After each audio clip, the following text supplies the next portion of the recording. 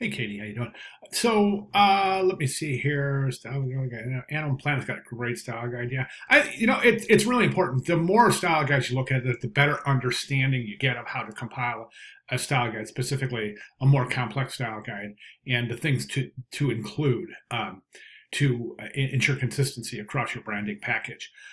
So that's great that you looked out and you took a look at Animal Planet's guideline style guide.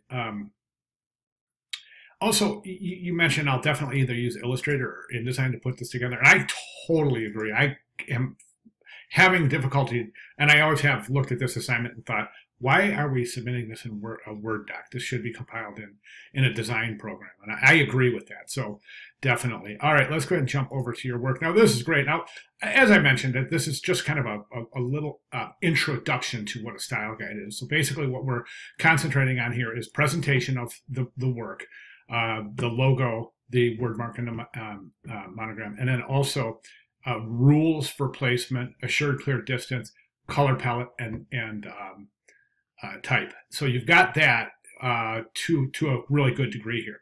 Now, before I go through the style guide, I want to mention something about the logo itself. So you have the logo is a standalone logo. There's no words here. There's nothing that says Minotaur Publishing. I highly recommend you do that because right now, as we know, there's very few logos that can that can be introduced as a standalone logo. As a matter of fact, it's unheard of.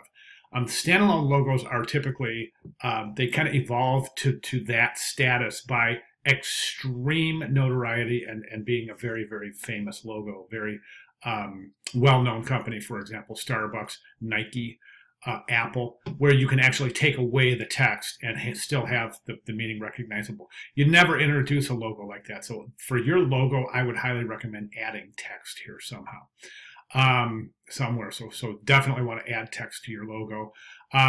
The word mark itself, I think, is a home run. I think this is really, really fantastic. To me, this is the strongest piece in your package. And then you have the monogram, which is also very strong. But honestly, I don't think you need these on your monogram. I don't. I'm not real sure what the reasoning is for those extra. I mean, the monogram can theoretically just be the first letter of the word mark. Absolutely, there's nothing wrong with that at all. So that said, those are what I would like to see as far as changes to the work itself goes. Now, as far as the style guide goes, there's just a couple of things I would like you to add, and that is a logo placement, as well as monogram and word mark placement. And I'll show you how to do that in a second. And also assured clear distance. So let's jump over here now. Let's talk about assured clear distance first. So the first thing we want to do is we want to indicate clear space. So how close can any other elements come to this logo? And typically what we do to make sure that it's very consistent, depending on the size of the logo, is we just take a piece of the logo. So whatever size the logo is presented in, you take an aspect of the logo and you use that to create your assured clear distance.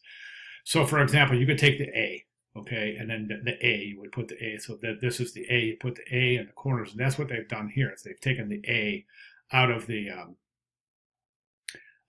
logo itself. They've placed it in the corners and shown you, gone all the way across to say, okay, that is as close as any element can come to the monogram itself. So you could take things like, you could take this area right here and use that, show that top, bottom, right and left for your assured clear distance. And then, maybe the O here, so that's your assured clear distance. And then in your monogram, I don't know, maybe the ring or something, or maybe just this portion, or just figure out whatever you want to use to show your assured clear distance. And then the other thing is placement. So you have color, you have acceptable placement here. Okay, here's a color logo. This is a full color logo on a light color background, a full color logo on a dark color background. Then you have printing on one color, which logo to use. The logo for a darker color background, use the white logo.